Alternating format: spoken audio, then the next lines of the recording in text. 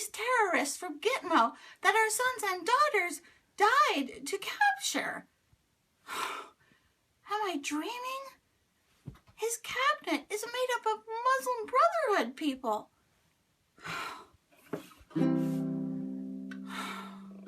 It seems these days I'm in a haze and I can't concentrate on things, can't eat or sleep, feel incomplete, kinda scared and creepy. I look over my shoulder lots and shudder when I watch TV. I bite my nails and cuticles and watch my words very carefully. I bite my lip a lot and fidget with the buttons on my blouse. Why? Because there's a Muslim living in the White House. Why aren't people shocked or something? Why aren't people in arms? Does anyone read history or see black and white flags or hear alarms? The streets are filled with deaf and dumb as I squeak like a mouse. There's a Muslim living in the White House.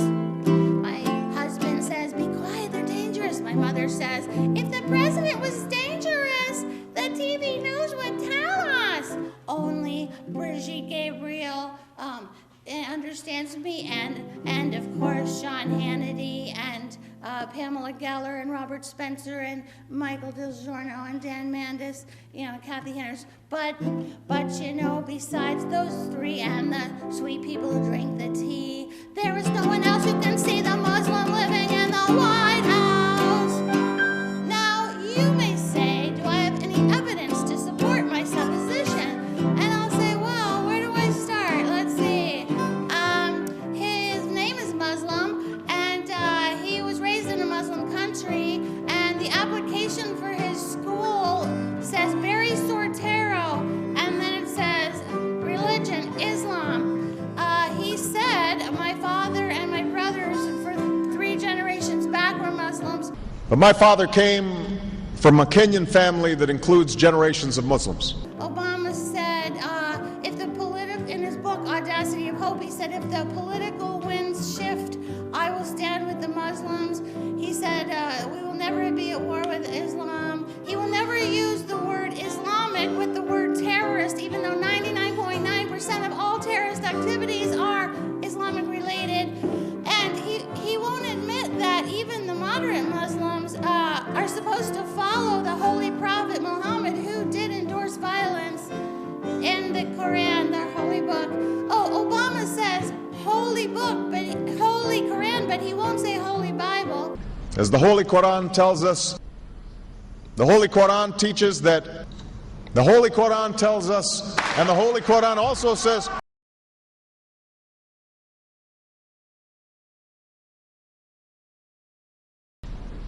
as a boy, I spent several years in Indonesia and heard the call of the azan at the break of dawn.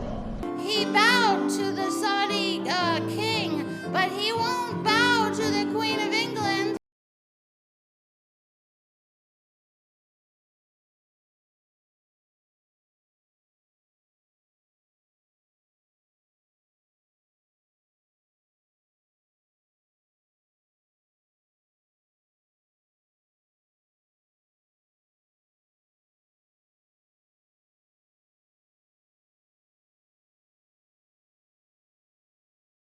If you leave Islam, they can kill you. So if he ever was a Muslim, he's not allowed to leave it. And there's a thing called taqiyya, so he's allowed to lie for Allah. So when he said he was a Christian way back, 2008, and it's, by their fruit you shall know them. I mean, he's pro-abortion and same-sex marriage, and he made fun of the Bible, so, that was taqiyya probably.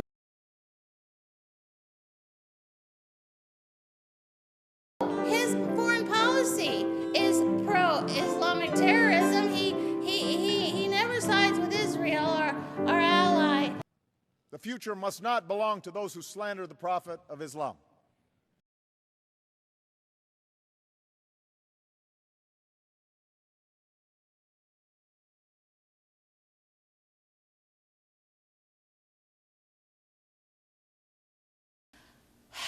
He's releasing the most dangerous terrorists from Gitmo, and our sons and daughters died to put them in prison.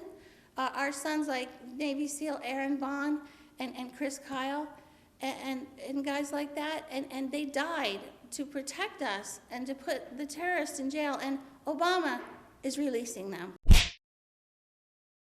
Maybe I have lost my mind or have been drugged by some narcotic. Maybe I'm in a movie called End Times Prophecy Fulfilled. The 12th Imam is the Antichrist. Or I'm just idiotic. But if I'm in a dream, fast asleep, I think I will just try to keep my eyes shut till this goes away, and I awake to a happier day.